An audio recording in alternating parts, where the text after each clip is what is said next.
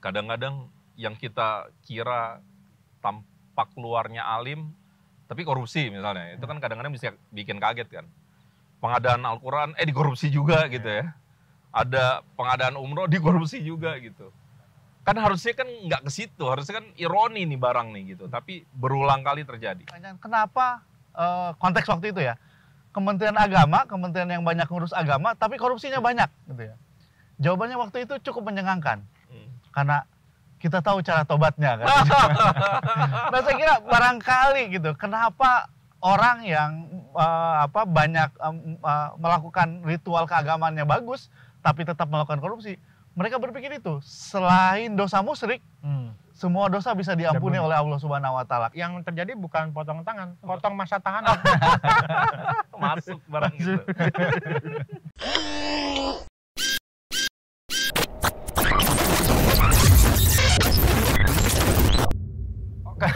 Oke teman-teman, ketemu lagi di Buka Kartu. Sekarang kita mau ngebuka kartu yang miripnya nih susah nih gitu ya.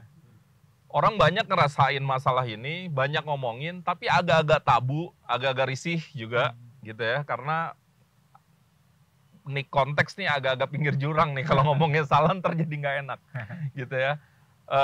Kita bakal ngobrolin korelasi misalnya antara puasa dengan korupsi, puasa dengan integritas, dengan agama misalnya. Karena kan nggak sedikit ya ada cerita, kadang-kadang yang kita kira tampak luarnya alim, tapi korupsi misalnya. Itu kan kadang-kadang bisa bikin kaget kan. Pengadaan Al-Quran, dikorupsi juga gitu ya. Ada pengadaan umroh, dikorupsi juga gitu. Kan harusnya kan nggak ke situ, harusnya kan ironi nih barang nih gitu. Tapi berulang kali terjadi. Makanya ini kita angkat, kita coba obrolin di sore-sore yang enak di bulan suci Ramadan yang mulia. Bersama yang pertama ada Buya Eson. Kakak Eson apa kabar? Baik, Mas Imam. Kakak Eson nih pegiat anti korupsi. Dia jarang puasa tapi nggak korupsi. Jarang puasa juga, Son. Jarang puasi jadi. Mau bales tapi udah agak emosi tuh. Jadi belok. Harus menahan hawa nafsu. Ya, Kakak Eson pegiat anti korupsi, divisi integritas, dulu pernah di ICW, dan di ujung Kang Ade, visi integritas dan aktif di gerakan-gerakan anti korupsi sudah cukup lama. Kang Ade, Kang Eson, tadi gue ngebukanya agak-agak ngeri-ngeri sedap, takutnya kepleset, gitu ya. Cuman kan barang ini ada di tengah-tengah kita juga suka ngeri ngomonginnya. Tapi gue penasaran juga nih sama pandangan lo berdua, karena gue tahu Kakak Ade ini pernah nulis misalnya di salah satu harian ya, Tempo kalau nggak salah ya, soal-soal kayak gini ya. Iya. Nah, menurut lo gimana, Kang Ade, kalau kita ngebahas ini nih, kita enaknya mulai dari mana nih? Iya, dari manapun agak nggak enak sebenarnya. Apalagi ngomongin agama.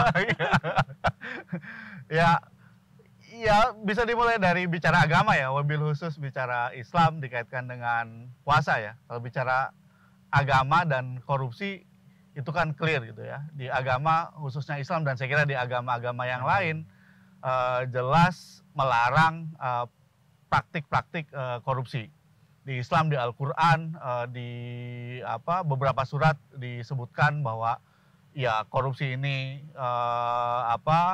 sangat dilarang, dan orang yang melakukan praktik korupsi, suap, menerima suap atau memberi suap, masuk neraka gitu ya. Bahkan di beberapa buku yang dibuat teman-teman di NU gitu ya, bahkan Nabi tidak mau menyolatkan sahabatnya yang korupsi hanya 2 dinar gitu ya. Tidak mau menyolatkan gitu ya. Saking bencinya kepada praktik korupsi. Bahkan Nabi Muhammad pernah bilang, apabila anak saya Fatimah melakukan praktik korupsi, mencuri, dia akan potong tangan anaknya gitu ya. Itu clear gitu ya. Dan bukan cuma bicara soal larangan, di Islam bahkan ada upaya pencegahan melalui pendidikan anti korupsi sebenarnya. Antara lain lewat praktik puasa ini gitu ya. Di puasa kan jelas tuh, paling tidak ada 2 nilai penting dalam nilai-nilai anti korupsi. Pertama apa? Disiplin. Yang kedua, kejujuran. Ini kan kita lagi puasa, kita kan didorong untuk jujur. nggak boleh makan walaupun ada makanan di depan kita sampai Walaupun nggak ada yang ngawasin. walaupun nggak ada yang ngawasin, itu kan sama kan. Hmm. Nggak boleh ngambil uang orang gitu ya, walaupun nggak ada yang ngawasin gitu ya. Di yang lain juga soal disiplin gitu ya. Di puasa ya mulai dari imsak sampai nanti beduk gitu ya. Sehaus apapun, selapar apapun kita gitu ya. Sekuat apapun cobaan, tantangan ya kita mesti kuat. Kita dibuat disiplin oleh puasa ini. Jadi sebenarnya Islam melatih orang untuk tidak melakukan praktik korupsi gitu ya. Cuma ya memang seperti yang dikatakan Buya Eson, ya kenyataannya kan banyak orang yang kalau kelihatannya rajin sholatnya gitu ya. Yang agak beda dengan Pak Eson gitu ya. Atau rajin puasanya, bukan cuma puasa wajib, puasa Ramadan. Senin Kemis gitu ya, bahkan ada yang puasa Nabi Daud gitu ya. Tapi nyolong iya gitu ya. Puasa iya, korupsi iya, atau sholat iya, korupsi iya. Ini kan fenomena yang mood kita yang perlu kita Koreksi. koreksi, kita kritisi. Mood kami ya bukan salah di agamanya, pasti kan ada salah di Itu dia, Kang Ade, kadang-kadang tuh kita gagal fokus. Lucunya kita tuh malah, atau sebagian publik lah, bukan kita lah, sebagian publik tuh gagal fokusnya malah nyalain agamanya gitu. Ya. Dalam tanda petik ya, seakan-akan wah ini agamanya nih yang ngaco nih. Kan padahal oknumnya gitu ya. Padahal oknumnya. Nah, ke Kang Eson nih. Kalau menurut Kang Eson gimana nih soal ini? Karena apa ya? Ini kan sebenarnya bikin kesel ya, bikin kesel. Orang akhirnya serba salah, beragama yang serius dianggap salah, nggak beragama serius salah, gara-gara masalah ini gitu, gara-gara oknum ya.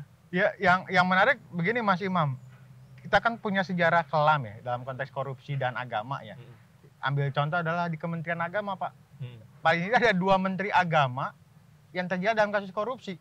Kita kalau bicara soal tingkat keimanan gitu ya, tingkat dari sisi ketaatan, beribadah, dia kurang apa misalnya kan. Menteri Agama pasti bolak-balik naik haji terus gitu ya. Kemudian yang kedua dari sisi kemampuan dia misalnya membaca kitab-kitab dan sebagainya sudah nggak bisa dipungkiri, itu pasti dia menguasai. Tapi pertanyaannya kok masih korupsi gitu kan. Itu juga jadi persoalan serius itu, soal udah Menteri Agama kasus terjerat dalam kasus korupsi. Ada persoalan serius misalnya terkait dengan sistem pengawasan yang sangat yang lemah, kemudian juga misalnya isu yang lain sifat tamak, rakus itu juga masih muncul di tengah masyarakat gitu kan. Di beberapa kasus misalnya juga yang tidak kalah menariknya adalah banyak juga kasus-kasus waktu itu ya, sebelum KPK sekarang gitu ya. KPK periode-periode awal itu banyak OT-OT KPK yang juga dilakukan di bulan Ramadan. Artinya apa sebenarnya? Atau kode-kodenya kode-kode agama. Kode-kode agama. Jus, gitu betul, ya. jus. Jadi ini yang kemudian ada muncul salah kaprah juga bahwa korupsi iya, menjalankan ibadah agama tetap iya. Padahal kan itu juga bukan satu yang tepat dipadukan ya. Di konteks ini nih Kak Ade sama Kak Eson. Kan kadang-kadang orang pada ini ya, entah melakukan pembenaran atau mispersepsi. Kan masalahnya kadang-kadang itu disikapi kalau bikin dosa hari ini kan Tuhan Maha Pengampun gitu. Gitu kan. Nah, bahkan ada juga yang bilang ya udah kalau uang korupsi bisa dicuci tuh dosa-dosanya tuh lewat bersedekah misalnya. Padahal kan itu enggak menurut agama gitu ya, bahwa uang haram, uang hasil korupsi apapun bentuknya juga haram dan Tuhan pasti nggak akan terima. Dipakai naik haji juga nggak terima. Naik haji juga nggak. Tapi pada faktanya banyak tuh kasus-kasus yang terima uang suap, kemudian buat naik haji. Gratifikasi haji atau umroh ada nggak? Gratifikasi haji banyak juga. Jangan-jangan ada. Umroh. Jadi misalnya kasus Jumi Jola menarik tuh, bahwa pengakuan Jumi Jola sebagian uang suap-suap itu digunakan juga buat umroh kerabatnya. Wow. Nah di sisi yang lain misalnya ada juga yang sebenarnya orang ini sangat paham beragama, misalnya dia bilang bahwa uang suap itu dianggap sebagai rezeki anak soleh, begitu ya. Padahal anak setan kayaknya. Jadi, nah ini yang kemudian jadi satu yang keprihatinan kita sebenarnya dari sisi kemampuan beragama dia sebenarnya sangat menguasai. Tapi kok ya pertanyaan berikutnya adalah kok ya masih terima uang suap, gitu, masih melakukan praktek korupsi gitu. Nah ini yang kemudian juga kita agak miris prihatin. harusnya kan bicara soal menahan diri termasuk menahan diri untuk melakukan praktek korupsi. Itu nggak hanya bulan Ramadan, Om. Iyalah. Ya jadi di bulan-bulan non Ramadan itu juga dia menahan diri begitu. Tapi yang terjadi kan begitu, ada juga yang istilahnya ya udah bulan puasa jangan terlalu korupsi, jangan terlalu giat-giat. Nanti setelah bulan puasa barangkali begitu ya. Ada juga yang ya udah uang korupsi kan katanya haram tuh masuk ke atau memberikan nafkah keluarga haram tuh dari uang hasil korupsi. Ya udah uangnya nggak boleh masuk ke keluarga dalam artian buat makan minum, tapi buat yang lain, misalnya duitnya uang haram buat beli rumah, beli mobil dan sebagainya. Jadi dia betul-betul memisahkan uang suap itu pokoknya jangan masuk ke jadi daging. Gak boleh dimakan. Gak boleh makan, gak boleh menjadi darah. Jadi mobil sport. Jadi mobil sport, oke. Atau misalnya buat tadi nikah lagi, misalnya begitu. Atau punya pasangan. Atau punya pasangan yang lain begitu. Begitu Mas Imam. Tapi ada candaan menarik ya kalau soal kenapa sih banyak orang yang ngerti agama tapi melakukan praktik korupsi. Ya. Ini candaan yang saya dapat dari pas diskusi antara DPR dan Kementerian Agama kalau tidak salah ya waktu di ICW. Jawabannya bercanda tapi dipikir-pikir bisa serius gitu ya. Kenapa waktu itu konteksnya ada pertanyaan kenapa konteks waktu itu ya. Kementerian Agama, kementerian yang banyak ngurus agama, tapi korupsinya banyak, gitu ya. Jawabannya waktu itu cukup menyenangkan, karena kita tahu cara tobatnya. Kan? Nah saya kira barangkali gitu, kenapa orang yang banyak melakukan ritual keagamaannya bagus, tapi tetap melakukan korupsi, mereka berpikir itu selain dosa musyrik, semua dosa bisa diampuni oleh Allah Subhanahu Wa Taala. Kan kalau di Islam ada doa sapu jagat namanya. Rabbana atina fid dunya hasanah wa fil akhirati hasanah wa qina adzabannar gitu ya. Itu dianggap bisa sebagai pencucian gitu ya.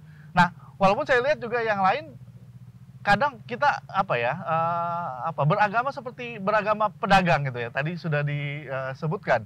Ya, nanti melakukan dosa seperti ini nanti bisa dicuci dosanya dengan apa? Nyumbang pesantren gitu ya. Atau kalau bahasa Eson, ya udah kalau dosanya ini banyak kita cari malam Lailatul Qadar nih gitu ya. Karena pahalanya bisa sampai 40 tahun gitu ya. Jadi yang kayak gitu sering kali ya kalau menurut saya sih pandangan saya paling tidak ini kan soal pemahaman keagamaannya yang mesti perdalam gitu ya. Emang kapan-kapan harusnya nih episode selanjutnya kita undang Ustadz nih. Betul. Seru nih. Ya kan? Betul. Pak Eson juga sebenarnya banyak baca kitab gitu ya. Tapi Kang Ade itu benar-benar terjadi ya di episode sebelumnya. Kalau nggak salah waktu dengan PPATK itu kan terkonfirmasi ya ada memang yang hasil-hasil dalam tanda petik mencuri melalui aplikasi bodong itu masuk untuk pesantren, untuk masjid gitu. Itu ya, dicucinya ke situ ya. Mungkin dengan anggapan ini membersihkan. Betul kan. Itu yang juga jadi temuan PPATK, kemudian di beberapa kasus-kasus korupsi KPK, tadi itu. Jadi uang-uang hasil korupsi, kejahatan itu seringkali tadi dibungkus seolah-olah bahwa orang ini adalah dermawan juga. Kan orang nggak ngelihat tuh, kadang di banyak kasus gitu ya, dan hampir semua umum orang Indonesia, seringkali ketika ada sumbangan, dia nggak akan bertanya tuh, sumbangan buat keagamaan ya? Atau buat mesin. Ini uangnya uang hasil korupsi Pak, kan nggak mungkin bertanya gitu, karena dianggap tidak sopan gitu. Nah, bagi mereka itu yang penting adalah mereka nyumbang. Mau uangnya dari mana ya terserah. Nah, di sisi si pemberi dia anggap bahwa kalau gua nyumbang, pertama gua dapat nama baik, kemudian yang kedua mungkin asumsi dia adalah mencuci dosa dia. Jadi dosa-dosa dia kalau dengan nyumbang ya terhapus lah gitu ya. Atau ada yang juga bilang ini ada keseimbangan yin sama yang, iya korupsi juga, kejahatan, kemudian beramal juga iya begitu. Dan celakanya begitu ketangkep, publik nanti akan bilang oke, dia mencuri, tapi dia rajin nyumbang. Kan jadi begitu ya. Ya orang-orang yang terjebak dengan sumbangan ini selalu bilang wah ini pasti permainan politik. Begitu ya. Jadi atau cobaan dari Allah. Cobaan dari Allah gitu. Ya kan? Tapi ini juga praktik seperti ini yang juga membuat menghambat pemberantasan korupsi. Praktik-praktik seperti ini yang membuat sanksi sosial tidak muncul. Nggak kejadian. Ya. Ketika misalnya, ini yang kadang juga pernah saya lihat gitu ya, ketika ada orang yang dia tahu terlibat dalam praktik korupsi, tapi ketika dia nyumbang misalnya masjid, kadang-kadang dia ngundang banyak umat gitu ya. Posisinya dimuliakan di sebelah misalnya kiai kayak kalau di kampung saya di Banten gitu ya. Orang-orang cium tangan ke dia gitu ya. Jadi boro-boro benci pada orang yang melakukan praktik korupsi, justru dia dimuliakan dengan sumbangan-sumbangan pencucian uangnya itu gitu ya. Jadi ini yang kemudian ya sekali lagi kebencian orang terhadap praktik korupsi, kebencian orang terhadap orang yang melakukan korupsi atau koruptor itu tidak ada karena itu. Nah, ini yang saya kira jadi tugas nanti institusi keagamaan gitu ya, termasuk di dalamnya institusi pendidikan dan pesantren gitu ya, atau DKM di masjid untuk agak lebih selektif gitu ya. Juga yang kedua juga mendorong ada sanksi sosial kepada orang yang melakukan praktik korupsi. Jadi bisa aja kalau dia mau nyumbang, jangan dulu uangnya halal atau haram gitu ya. Jadi nggak ada disclaimer-nya ya, nggak muncul ya. Ya kalau bisa seperti itu supaya masjid atau institusi keagamaan tidak dijadikan sebagai tempat mencuci uang hasil korupsi. Jadi harusnya begitu ya, Kang Ade ya. Jadi nggak apa-apa tanya aja ya. Kan mohon maaf tadi Ade di awal juga sampaikan tuh zaman Nabi dia bilang Nabi nggak akan mensolatkan misalnya umatnya yang melakukan praktek korupsi gitu tadi. Walaupun tadi dianggap cuma berapa dinar. 2 dinar tadi. 2 dinar. Nah, celakanya di kita koruptor belum ada tuh. MUI sih sudah menyatakan bahwa korupsi itu haram ya. Tapi belum muncul tuh fenomena atau gerakan-gerakan sosial tadi, sanksi sosial seperti Pak Ade bilang, koruptor itu nggak boleh disolatin. Toh kalau misalnya kita lihat beberapa kasus-kasus mantan koruptor yang meninggal, yang sholatin juga banyak Pak. Yang mendoakan atau ibadah yang lain, ibadah kematian juga banyak. Artinya apa? Memang masyarakat seringkali tidak menjadikan isu korupsi itu, masalah yang beragama ya, upaya-upaya menghukum, memberikan peringatan gitu. Jadi kalau misalnya koruptor nggak boleh disolatkan, sebenarnya jadi efek gitu ya. Makanya lo jangan korupsi, kalau nggak tuh dia nggak disolatin gitu. Kalau Eson ngotot kayak gitu, jangankan sholat jenazah yang fardu kifayah dia. Sholat yang fardu ain kan jarang ya Son ya. Makanya dia jadi sebenarnya seneng ya. Tapi kita punya barbuk kemarin Kakak Ade sholat, imamnya Kakak Eson. Karena saya duluan, dia tiba-tiba muncul gitu. Kan ketika ditepok kita nggak mungkin nangis kan kalau dari pas lagi sholat ya. Gue rasa ini akan nanti viral tapi di antara aktivis. Kakak Eson memandu jadi imam Kakak Ade sholat. Luar biasa. Oke, sekarang gini. Ini buat gue pribadi ya, sebenarnya begitu kita sandingkan isu korupsi dan agama, ini kan udah paling ironis ya. Ya kan, agama itu kan sangat luhur, sangat menentang korupsi, tetapi faktanya sering diselewengkan oleh oknum-oknum gitu ya, untuk mengkamuflase hasil korupsinya dan tetap punya nama baik di tengah masyarakat. Oke, tadi Kang Ade udah sampaikan ya, ada 2 hal yang harusnya diperkuat. Yang pertama, ketahanan masyarakat atau organisasi keagamaan, apabila dapat sumbangan jangan ragu untuk kasih tahu atau bertanya, begitu. Ini dari mana nih? Yang kedua ya tadi ya, penguatan sistem dan seterusnya. Kalau Kang Eson, ke depan nih harusnya kita ngapain sih biar agak mendingan situasinya? Ya, ada poin yang mungkin saya coba amati, misalnya dia korupsi sebenarnya tahu apa enggak? Bisa aja, bisa enggak. Tahu apa enggak? Enggak, kan ada juga misalnya ada asumsi bahwa di beberapa kasus korupsi yang tangani KPK ini rampasan uang kejahatan ya, rampasan perang ya? Harta gonimah. Harta gonimah. Padahal itu kan enggak gitu. Jadi ketika dia terima uang suap gitu ya. Ini kan jelas pasti uang haram, enggak ada kaitan sama agama sama sekali. Jadi enggak ada pembenaran sama sekali. Nah, pertanyaannya emang dia paham apa enggak gitu? Apa pura-pura paham atau enggak? Kalau memang enggak paham, artinya apa? Perlu ada sosialisasi. Misalnya kan soal gratifikasi, suap, itu kan sebenarnya selain tadi dianggap uang haram dan itu enggak diterima oleh Allah, itu juga sebenarnya bisa diproses secara pidana. Dan tidak ada pembenaran apapun sebenarnya bagi setiap orang untuk atau rumah ibadah menerima uang suap, uang hasil korupsi. Nah, kesadaran ini yang harusnya dibangun tuh. Jadi ada isu soal sosialisasi, kemudian mengembangkan sistem dalam artian perlu diperkuat juga misalnya dengan proses hukum yang keras terhadap kasus korupsi. Kan masih ingat misalnya soal korupsi haji gitu ya. Misalnya KPK dalam 2 tahun periode sebelumnya misalnya menyebut 1,7 triliun uang haji dikorupsi. isu yang lain misalnya soal korupsi, misalnya Uang menikah, Pak Son. ya uang buat nikah gitu ya, suap untuk nikah, atau misalnya korupsi pengadaan Al-Quran.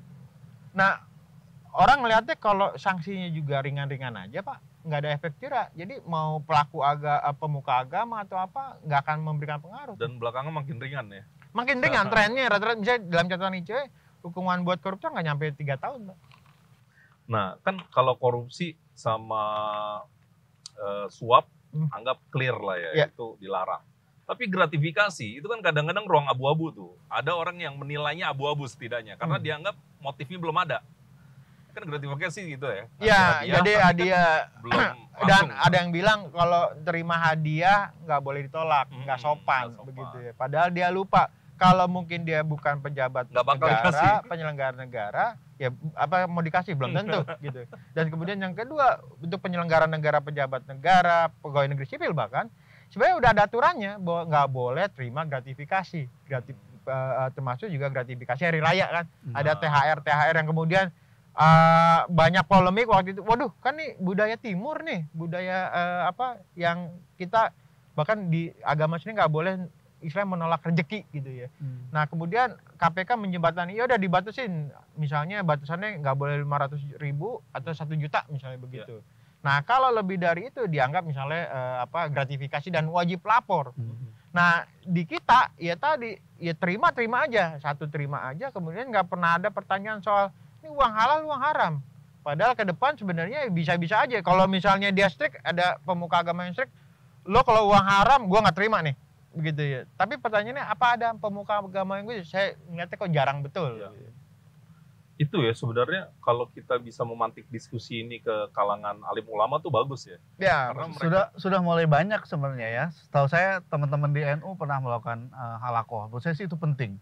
Dan itu mesti terus didorong. Karena penting bagi institusi agama untuk terlibat dalam pemberantasan korupsi, karena yang menjadi korban utama korupsi adalah umat. Umat beragama. Iya kan, umat yang ya mestinya diayomi lah oleh institusi-institusi keagamaan. Korupsi menyebabkan kemiskinan, dan di Islam jelas itu ya disebutkan, ya walaupun nanti kita bisa bahas soal hadisnya doif atau enggak gitu ya. Kemiskinan dekat dengan kekufuran gitu ya. Korupsi menyebabkan orang mau mendapat pendidikan terhambat gitu ya, orang mau mendapatkan kesejahteraan terhambat begitu. Dan jadi melawan korupsi ini ya bukan cuma tugas KPK, tugas aparat penegak hukum, tapi juga tugas institusi keagamaan, karena ini berkaitan langsung dengan umat gitu ya. Dan ini menurut kami sih ini jihad gitu ya jihad untuk umat begitu. Jadi pendidikan anti korupsi mestinya didorong. Khutbah Jumat sekarang kan mestinya juga ada gitu ya. jarang banget loh ada khutbah anti korupsi, itu jarang. Betul, khutbah Jumat. Padahal bahan-bahannya sudah lumayan banyak ya. Saya kira NU Muhammadiyah pernah membuat barang gitu. Cuma membuat bahan barang tapi kemudian tidak ada pelatihan tutorial bagi khotib-khotib gitu ya untuk menyisipkan konten anti korupsi dalam khutbah Jumat gitu ya, atau khutbah ceramah-ceramah misal nanti Idul Fitri, atau ceramah mau tarawih gitu ya, kultum dan sebagainya. Itu penting tuh gerakan seperti itu supaya masif gitu ya, dan orang menganggap korupsi ini sebagai musuh bersama gitu ya. Uang hasil korupsi itu bukan rezeki gitu ya, tapi itu api neraka gitu ya. Mau dipakai masuk ke perut jadi daging, atau mau dipakai beli mobil sport atau rumah, ya tetap itu api gitu ya, api neraka. Itu mesti dijelaskan oleh institusi keagamaan. Selain praktik tadi, menolak jadi tempat mencuci uang. Walaupun di satu sisi, karena saya dibesarkan misalnya di kultur NU, banyak pesantren-pesantren yang memang juga tidak diperhatikan oleh umat gitu ya. Santrinya cuma ya bayar, kalau istilah kami dulu, cuma uang listrik gitu ya. Tapi kehidupan kiainya juga tidak banyak yang mendukung begitu. Menurut saya sih ini juga di sisi lain juga mesti disupport ya, supaya kemudian yang nyupot bukan orang yang tadi betul yang berkepentingan untuk justru memakai gitu ya, bukan memang untuk menyumbang dengan ikhlas gitu ya, tapi dipakai untuk mencuci uang. Itu sisi yang lain yang juga harus kita perbaiki. Akhirnya gue masuk pada kesadaran ya, kenapa Kang Ade sama Kang Eson tuh pengen tema ini diangkat, karena sebagai orang yang awam aja menganggap kalau kita sandingkan agama dan korupsi itu kan titik yang sangat ekstrim gitu ya. Iya. Bayangin orang yang kita anggap alim sangat tapi bisa korupsinya yang dikorupsi misalnya kitab suci itu kan ajaib gitu. Yang dikorupsi haji umroh itu kan ajaib gitu. Dulu kita jangankan korupsi Al-Quran, pegang Al-Quran nggak wudu aja digebukin tuh. Saya sama nenek saya dipukul gitu ya. Apalagi korupsi Al-Quran gitu ya. Ini dosanya double ya. Triple mungkin ya. Tapi bener juga ya, kapan-kapan nih mungkin bagus nih kalau kita undang orang-orang yang paham agama ya, yang lebih paham dari kita ya, ustadz gitu ya, yang asik-asik, yang mau ngobrol bebas kayak gini, karena akan lebih kuat gitu premis yang kita dorong. Dan hari ini juga menarik sih, kan Kang Ade dan Kang Eson kan udah berpuluh tahun lah ya menggeluti isu-isu anti korupsi. Ada lagi nggak yang mau disampaikan? Ya, mungkin pesannya begini, semua agama itu pasti melarang korupsi dan termasuk juga suap. Artinya apa? Kalau sudah agama melarang ini, maka umatnya juga harusnya juga dilarang untuk melakukan praktek-praktek korupsi dan juga suap. Sebenarnya sesederhana itu, Mas Imam. Iya sih, dan apalagi Islam misalnya, karena kita beragama Islam ya. Itu kan keras banget gitu ya. Api neraka. Iya, api neraka. Dan kalau hukuman dunianya begitu kan potong Potong tangan gitu ya. tangan. Walaupun di Indonesia tentu ada hukum positif, tapi di hukum syariatnya kan kayak gitu kan udah ekstrim banget tuh ya. Tinggal sebenarnya disampaikan dan diterapkan aja gitu. Kalau di kita yang terjadi bukan potong tangan, potong masa tahanan. Masuk barang gitu. Kang Ade ada lagi nggak yang mau diobrolin? Iya, jelas di Quran kan kalau tidak salah di Al-Anfal ya, surat Al-Anfal jelas gitu ya, jangan mengkhianati Allah, jangan mengkhianati Rasul, dan jangan mengkhianati umat gitu ya. Dan ya sekali lagi balasannya api neraka begitu. Dan saya kira ya ini mestinya jadi halangan gitu ya, jadi rambu-rambu bagi siapapun gitu ya, paling tidak sekarang yang punya kekuasaan, punya jabatan, untuk ya tidak melewati larangan itu gitu ya. Karena ancamannya bukan cuma di dunia dengan hukuman pidana, tadi Eson sudah menjelaskan gitu ya, pidana korupsi atau nanti pidana pencucian uangnya gitu ya, di akhirat juga sama gitu ya. Dan ya ini yang mesti ditanamkan gitu ya. Ketika orang pemahaman keagamaannya makin dalam, mestinya praktik-praktik yang dilarang oleh agama, wabil khusus praktik korupsi ini mestinya sudah mulai ditinggalkan. Dan sekali lagi ini tugas kita semua untuk saling mengingatkan. Semua media mesti dipakai gitu ya, baik itu misalnya Jumatan, Kultum, sekarang YouTube. YouTube model ini gitu. Ini kan bagian dari jihadnya Pak Eson gitu, untuk kemudian membuat agar kita bebas dari praktik korupsi. Nah, gitu. gue kepengen gini nih, YouTube ini faktanya yang nonton kebanyakan anak muda, bro. Ada bapak-bapak kita, senior-senior kita, ada yang nonton, pasarnya ada, tapi mostly anak-anak muda. Gue pengen tahu nih, seamatan teman-teman lah, nggak perlu pakai riset, nggak perlu pakai survei, tapi seamatan teman-teman aja. Anak-anak muda sekarang semakin resilience gak sih? Semakin punya ketahanan gak sih sama isu-isu korupsi? Anak-anak muda kita nih, atau ya sama aja secara umum? Ya kalau kita ngambil data ya agak serius ya, data KPK menyebutkan ada tren kenaikan koruptor muda istilahnya. Waduh. Jadi mulai ada ini yang usia-usia muda mulai korupsi. Regenerasi koruptor ada yang bilang begitu. Ya. Nah ini nggak bisa lepas juga karena mereka belajar dari senior-seniornya gitu. Yang tua-tua itu jadi panutan mereka untuk melakukan praktek korupsi. Padahal kan kalau anak muda harus berani melawan korupsi, tapi yang terjadi yang muncul ini kan idealnya adalah pemuda nanti anti korupsi ya. Yang terjadi adalah pemuda nanti korupsi itu bos, cuma beda N. Nah jadi ini yang kemudian kalau salah-salah langkah gitu ya, harapan kita jadi pemuda anti korupsi bisa terpleset jadi pemuda anti korupsi. Nah itu yang kemudian banyak hal yang harusnya dibenahi ya, tadi ada sistem, kemudian juga peran pemuka agama atau organisasi keagamaan untuk selalu mengingatkan bahwa korupsi itu adalah kejahatan luar biasa, kemudian itu satu yang dilarang oleh agama dan juga jangan dilakukan. Kang Ade, ada nggak buat anak-anak muda nih? Kan biasanya mereka nontonnya YouTube. Tadi perspektif pemuda pada masanya, sekarang dari perspektif pemuda masa sekarang. Masa lalu, bukan masa lalu. Iya, ini yang memang patut disayangkan ya. teman-teman muda banyak yang cuek gitu ya terkait dengan masalah korupsi ini. Padahal umat muda ini korban utama korupsi loh, ya kan? Karena korupsi misalnya layanan untuk mereka terganggu, layanan pendidikan, layanan untuk dapat kerja, layanan pelayanan publik misalnya bikin SIM, bikin KTP gitu ya.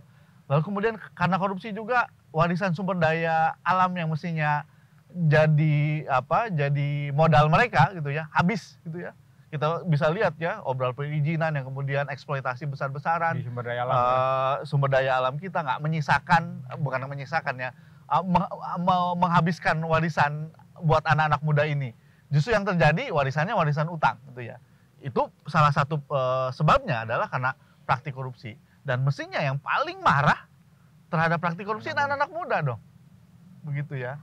Tapi iya sekarang yang terjadi ya memang cuek bebek, menganggap korupsi itu ya nggak ada kaitannya dengan anak-anak muda ini. Praktik korupsi ya ngambil uang negara, nggak ada uang di dompet dia yang hilang gitu ya. Perspektif seperti itu yang menurut saya sih mesti diubah gitu ya. Itu karena uang negara yang diambil, sumber daya alam yang diambil, yang dikorupsi, sebenarnya secara tidak langsung maupun secara langsung mengambil dari mereka gitu ya. Dan mestinya mereka ada di garda terdepan untuk melawan korupsi. Apalagi secara histori gerakan-gerakan pembaruan di Indonesia, ya kan? Itu dimotori siapa? Anak muda, ya kan? Gerakan kemerdekaan dimotori anak muda, reformasi juga dimotori anak muda, gitu ya. Dan sekarang masalah utama yang dihadapi bangsa kan korupsi. Mestinya yang menjadi motor utama adalah teman-teman muda, gitu ya. Melawan korupsi sebenarnya bukan cuma memperjuangkan kepentingan bangsa, tapi memperjuangkan kepentingan diri mereka sendiri, gitu ya. Itu yang mestinya ini camkan buat anak-anak muda. Ngeri. Pilih AD 2024. Tapi gue kepengen nantang nih dalam tanda petik ya buat temen-temen nih. Lo setuju, lo nggak setuju, tulis di kolom komentar. Biar kita tahu lo nggak setujunya di mana, lo setujunya di mana. Ini kan eranya demokratisasi media ya. Ini media baru, YouTube. Lo bisa berkomentar setara sejajar bareng sama kita.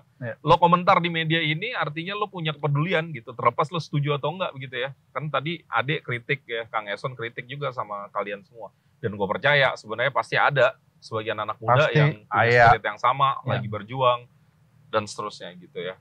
Dan ini sih gue lihat di level birokrasi bro. Level birokrasi yang muda-muda iya ada yang keracunan. Tapi iya juga ada yang speak up. Ada juga yang sampai berani keluar dari organisasinya. Ada juga yang berani tetap di dalam dan nggak mau melakukan. Di Kementerian Agama ada penghulu muda gitu ya, yang tiap hari tiap tahun ya rajin lapor gratifikasi, bahkan dapat penghargaan dari KPK. Dan itu saya kira contoh bagus di Kementerian Agama pula gitu, yang mestinya jadi salah satu garda terdepan untuk khutbah anti korupsi, kampanye anti korupsi gitu ya. Dan saya kira perlu diapresiasi dan mudah-mudahan banyak anak-anak muda seperti itu. Kepikiran tuh ya kalau penghulu-penghulu itu begitu kan abis hijab kabul tuh kan biasanya nasihat pernikahan digabung sama penghulu juga kan, ngasih nasihat pernikahan kan. Tuh kalau tiba-tiba dia selipin gitu ya. Suami, lo nanti kalau lo udah berumah tangga jangan korupsi. Kasihan anak lo. Anak lo ntar gak berkah ini itu tentu dengan ayat dan segala macam. Itu kan kuat banget ya. Kan jarang tuh denger gitu kan. Biasanya kan ngomongin misalnya nasihat pernikahan kan gimana caranya biar menafkahi hal-hal lain lah pokoknya. Tapi isu korupsi itu belum masuk tuh. Tapi kalau itu masuk keren ya. Jadi mudah-mudahan ada yang nonton dari Kementerian Agama atau penghulu-penghulu mungkin sisipin lah gitu ya barang 1-2 ayat gitu ya atau hadis tentang korupsi di acara-acara pernikahan kan. Tahan dulu pengantin jangan bikin buru-buru ke kamar kan? Emang disung banget ya kerjanya nahan-nahan orang. Ada lagi gak yang udah plan? Kalau enggak kita tutup dulu nih. Anak muda memang jadi ujung tombak ya untuk pemberantasan korupsi. Kadang suka bingung juga, Mas gimana sih saya berpartisipasi untuk memberantas korupsi gitu kan.